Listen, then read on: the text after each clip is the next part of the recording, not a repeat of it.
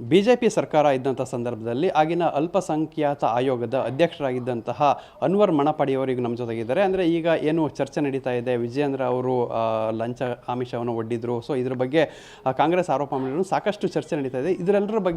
ಇದೆಲ್ಲದರ ಬಗ್ಗೆ ಕ್ಲಾರಿಟಿಯನ್ನು ಕೊಡಲಿಕ್ಕೆ TV9 ಜೊತೆ ಇವಾಗ ಅನ್ವರ್ ಮಣಪಾಡಿಯವರು ನಮ್ಮ ಜೊತೆ ಇದ್ದಾರೆ. ಅವ್ರನ್ನ ಮಾತಾಡ್ಸೋಣ.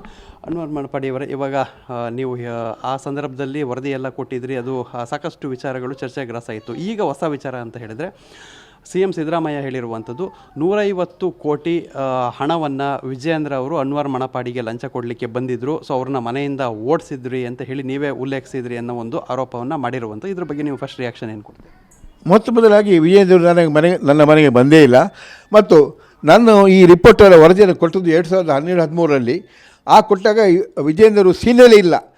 ಅವರು ಯಾರು ಅಂತ ಕೂಡ ನಮ್ಗೆ ಗೊತ್ತಿಲ್ಲ, ಹೆಸರು ಮಾತ್ರ ಕೇಳಿಲ್ಲದೆ ಅವ್ರನ್ನ ಭೇಟಿ ಕೂಡ ಆಗಿದ್ದಿಲ್ಲ ಆಗ ಹಾಗಿರ್ಬೇಕಾದ್ರೆ ಅವರು ಯಾವಾಗ ಅವ್ರ ಹತ್ರ ಡಿಸ್ಕಸ್ ಮಾಡಿದ್ದು ನಾನು, ಅವರು ವೈಸ್ ಪ್ರೆಸಿಡೆಂಟ್ ಆಗಿದ್ದಾಗ ನಮ್ಮ ಸರ್ಕಾರ ಇದ್ದಾಗ ಅವ್ರು ಡಿಸ್ಕಸ್ ಮಾಡಿದ್ದೆ. ಆಗ ನಾನು ಯಾರೆಲ್ಲ ನನಗೆ ತಡೆ ಹೊಡುತ್ತಾರೋ ಅವ್ರ ಮೇಲೆ ಕಿಡಿಕಾರಿದ್ದು ನಿಜ. ಹಾಗೆ ನಾನು ಕೇಳಿದೆ ಹೊರತು, ಯಾಕೆ ನಮ್ಮ ಸರ್ಕಾರ ಇರಬೇಕಾದ್ರೆ ಈಗ ನಿಮ್ಮ ಅಪ್ಪಾಜಿಯವರು ಯಾಕೆ ಇದು ಮಾಡ್ತಾಯಿಲ್ಲ, ನನ್ನ ರಿಪೋರ್ಟ್ ಮಂಡನೆ ಮಾಡ್ತಾಯಿಲ್ಲ, ಈಗ ಅದು ಮಂಡನೆ ಮಾಡ್ಬೋದಲ್ಲ ಅಂತೇಳಿ ಭಾಳಷ್ಟು ಮಾತಾಡಿದ್ದೇನೆ ಹೊರತು 150 ಕೋಟಿ ನನಗೆ ಕೊಡಲಿಕ್ಕೆ ಬಂದು ಅದೇನು ನನಗೆ ಹೇಳಿಲ್ಲ.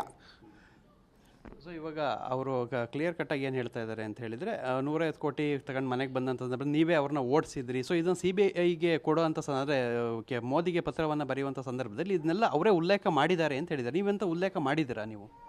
ನನ್ನ ಮನೆಗೆ ವಿಜಯೇಂದ್ರ ಅವರು ಬಂದೇ ಇಲ್ಲ ಅಂತ ಹೇಳಿದ ನಂತರ ಬೇರೆ ಪ್ರಶ್ನೆ ಇಲ್ಲಲ್ವಾ?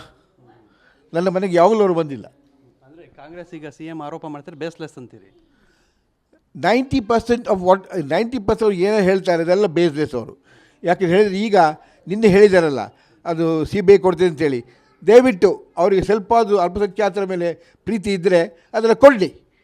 ಅವರು ಮೊನ್ನೆ ತಾನು ಹೇಳಿದವರು, ನಮ್ಮ 1,60,000 ಎಕರೆ ಜಮೀನಿಗೆ ಅವರು ನೋಟಿಸ್ ಕೊಟ್ಟಿದ್ದಾರೆ ವಕ್ಫ್ ಪ್ರಾಪರ್ಟಿ ಅಂತ ಹೇಳಿ. ನಮ್ಮ ಹತ್ರ ಟೋಟಲ್ ವಕ್ಫ್ ಇದ್ದದ್ದು 54,000 ಎಕರೆ. ಅದರಲ್ಲಿ 27-28,000 ಒಂದು ಕಬಳಿಕೆ ಆಗಿದೆ. ಅದರಂತೆ ಉಳಿದಿರೋದು 23-24,000 ಇದೆ. ಅದನ್ನು ಬಿಟ್ಟು ಈ 1,60,000 ಎಕರೆ ಎಲ್ಲಿಂದ ಬಂತು? ಹಾಗೆ ಅವಳು ಭಾಳ ಪ್ರೀತಿಯಿಂದ ನೋಟಿಸ್ ಕೊಟ್ಟರು, ಎಲ್ಲ ಮುಸಲ್ಮಾನ ಮೇಲೆ ಪ್ರೀತಿಯಿಂದ ಅವ್ರನ್ನ ಖುಷಿ ಮಾಡಲಿಕ್ಕೆ ಅಂತೇಳಿ ನೋಟಿಸ್ ಕೊಟ್ಟರು. ಅದಕ್ಕೆ ಯಾಕೆ ವಾಪಸ್ ಹಿಂತೆಕೊಂಡ್ರು? ಅದರಲ್ಲಿ ಗೊತ್ತಾಗುತ್ತೆ ಅವ್ರು ಎಷ್ಟು ಸತ್ಯ ಸುಳ್ಳು ಅಂತೇಳಿ. ಈಗ ಹೇಳ್ತಿದ್ದಾರೆ ಅವರು, ನಾವು CBI ಕೊಡ್ತಿದ್ವಿ, ಕೊಡಲಿ, CBI ಕೊಡಬೇಕು, ಅದು ಸ್ವಾಗತಾರ್ಹ. ಈಗ ನಿಮಗೆ ಆ ಸಂದರ್ಭದಲ್ಲಿ ಯಾರಾದರೂ ಆಮಿಷ ಒಡ್ಡಿದ್ರ ಈ ಒಂದು ಪ್ರಕರಣಕ್ಕೆ ಸಂಬಂಧಪಟ್ಟಂಗೆ? ಅಂದರೆ ತನಿಖಾ ವರದಿ ಕೊಡಬಾರ್ದು, ಇದನ್ನು ಮಾಡಬಾರ್ದು ಅಂತೇಳಿ ಯಾರಾದರೂ ಆಮಿಷ ನಿಮಗೆ ಒಡ್ಡಿದ್ರ ಆ ಟೈಮಲ್ಲಿ? ಭಾಳಷ್ಟು ಮಂದಿ ಮಾಡಿದ್ದಾರೆ. ಭಾಳಷ್ಟು ಮಂದಿ ಬೇರೆ ಬೇರೆ ವಿಧಾನದಲ್ಲಿ ನಂತರ ಬಂದು ನನಗೆ ಆಮಿಷ ಒಡ್ಡಿದ್ದಾರೆ. 2012-2013 ಅದರ ನಂತರ ಕೂಡ ಮಾಡಿದ್ದಾರೆ. ಅದು ಕೇವಲ ಕಾಂಗ್ರೆಸ್ ಅವರೇ ಆಗಿದ್ದರು. ಆಗ ಕಾಂಗ್ರೆಸ್ ಅವರು ಯಾರು ಆಗಿದ್ರು ನೆನಪಿದೆಯಾ? ಯಾರು ನಿಮಗೆ ಆಮಿಷ ಒಡ್ಡಿದ್ರು ಅಂತ ಹೇಳಬಹುದಾ? ಯಾರು ಹೇಳಕ್ಕೆ ನೆನಪು ಬರಲ್ಲ ಸ್ವಾಮಿ. ಇದರಲ್ಲಿ ನಮ್ಮ ರಿಪೋರ್ಟಲ್ಲಿ ಯಾರ್ಯಾರು ಹೆಸರಿದ್ದವರೆಲ್ಲ ಸೇರಿ ಬೇರೆ ಬೇರೆ ವಿಧಾನದಲ್ಲಿ ಬೇರೆ ಬೇರೆ ಜನರ ಮುಖಾಂತರ ಆಮಿಷನಾಗಿ ಒಡ್ಡಿದ್ರು. ಸೊ ಇವಾಗ ನೀವು BJP ಗೌರ್ಮೆಂಟ್ ಅಂದರೆ ಇತ್ತೀಚೆಗೆ ಇರುವಂಥ ಸಂದರ್ಭದಲ್ಲಿ, ಅಂದರೆ ಯಡಿಯೂರಪ್ಪ ಅವರು ಮತ್ತು ಬೊಮ್ಮಾಯಿ CM ಆಗಿರುವಂಥ ಸಂದರ್ಭದಲ್ಲಿ ನೀವು ಕೂಡ TV9 ಜೊತೆನೂ ಕೂಡ ಒಂದು ಮಾತಾಡ್ತಾ ಹೇಳಿದ್ರಿ. ಅಂದರೆ ಆ ಸಂದರ್ಭದಲ್ಲಿ ಆಗಿರುವಂಥದ್ದನ್ನ ಈಗಲಾದರೂ ನೀವು ತನಿಖೆಗೆ ಕೊಡಬೇಕು, ನಮ್ಮ ಈ ಗೌರ್ಮೆಂಟ್ ಇರುವಾಗ, ಸೊ ಇವರೇ ಹಿಂದೆ ಮುಂದೆ ನೋಡ್ತಾ ಇದ್ದಾರೆ ಅಂತೇಳಿ ಆಗಿನ BJP ಗೌರ್ಮೆಂಟ್ ವಿರುದ್ಧನೂ ಕೂಡ ನೀವು ಚಾಟಿ ಬೀಸಿದ್ರಿ. ಸೊ ಆ ಟೈಮಿಂದ ಏನಿತ್ತು? ಆ ಟೈಮಲ್ಲಿ ಯಾರು ವಿಜಯೇಂದ್ರ ಅವರು ಇಂಥ ಸಂಪರ್ಕ ಈ ಥರದ್ದು ಏನಾರು ನಡೆದಿತ್ತು? ಅದು ಸತ್ಯ. ನಾನು ಹೇಳಿದಿಲ್ಲ, ಯಾರ್ಯಾರು ತಡೆ ಒಡ್ಡುತ್ತಾರೋ, ಯಾರೋ ಇದು ಮಾಡ್ತಾರೆ. ನಾನು ಭಾಳ ಕಷ್ಟಪಟ್ಟು 7,000 ಪುಟಗಳ ರಿಪೋರ್ಟ್ ಕೊಟ್ಟ ನಂತರ ಅದ್ರ ಯಾವುದೂ ಸುಳ್ಳಿಲ್ಲ. ಅದು ಸುಪ್ರೀಂ ಕೋರ್ಟ್ಗೆ ಹೋಗಿ ಗೆದ್ದಿದ್ದೇನೆ ಆ ಒಂದು ರಿಪೋರ್ಟನ್ನು ಹಿಡ್ಕೊಂಡು ಹೋಗಿ. ಈಗಲಾದರೂ ಅದು ಯಾಕೆ ತಡೆ ಹೊಡೆದಿದೆ ಅಂತೇಳಿ ಮಾತಾಡಿದರೆ ಕಿಡಿಕಾರಿದ್ದೇನೆ, ಅದು ಸತ್ಯ.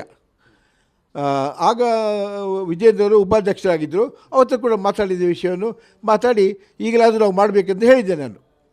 ಅವ್ರು ಯಾಕೆ ಆ ಟೈಮಲ್ಲಿ ಮಾಡಲಿಲ್ಲ BJP ಅವರು ನೀವು ಹೇಳಿದಾಗ? ಅಂದರೆ ಈಗಿನ ಇತ್ತೀಚಿನ ಗೌರ್ಮೆಂಟ್ ಇದ್ದಾಗಲೇ ಕಡೆಗೋದು ಮಂಡನೆ ಆದ್ದು. ಇತ್ತೀಚೆಗೆ ಇದ್ದಾಗ ಯಡಿಯೂರಪ್ಪರೇ ಅದನ್ನು ಮಂಡನೆ ಮಾಡಿದ್ರು ನನ್ನ ರಿಪೋರ್ಟನ್ನು.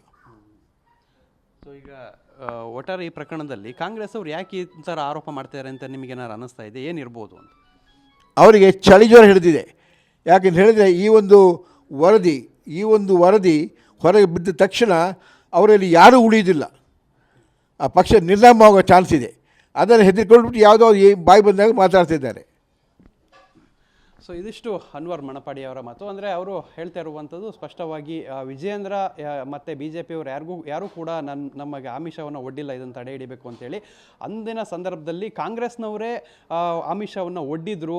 ಸೊ ಕಾಂಗ್ರೆಸ್ ಅವರಿಗೆ ಈ ಒಂದು ವರದಿ ಹೊರಗಡೆ ಬಂದರೆ ಕಾಂಗ್ರೆಸ್ ಅವರಿಗೆ ತುಂಬ ಕಷ್ಟ ಆಗುತ್ತೆ, ಅದಕ್ಕೋಸ್ಕರ ಇಲ್ಲ ಸಲ್ಲದ ಬೇಸ್ಲೆಸ್ ಆರೋಪವನ್ನು ಮಾಡ್ತಾ ಇದ್ದಾರೆ ಅಂತ ಅನ್ವರ್ ಮಣಪಾಡಿ ಅವರು ಹೇಳ್ತಾ ಇದ್ದಾರೆ. ಕ್ಯಾಮರಾಮನ್ ರಾಜೇಶ್ ಜೊತೆ ಪೃಥ್ವಿರಾಜ್ ಬೊಮ್ಮನಾಕೆರೆ, TV9 ಮಂಗಳೂರು.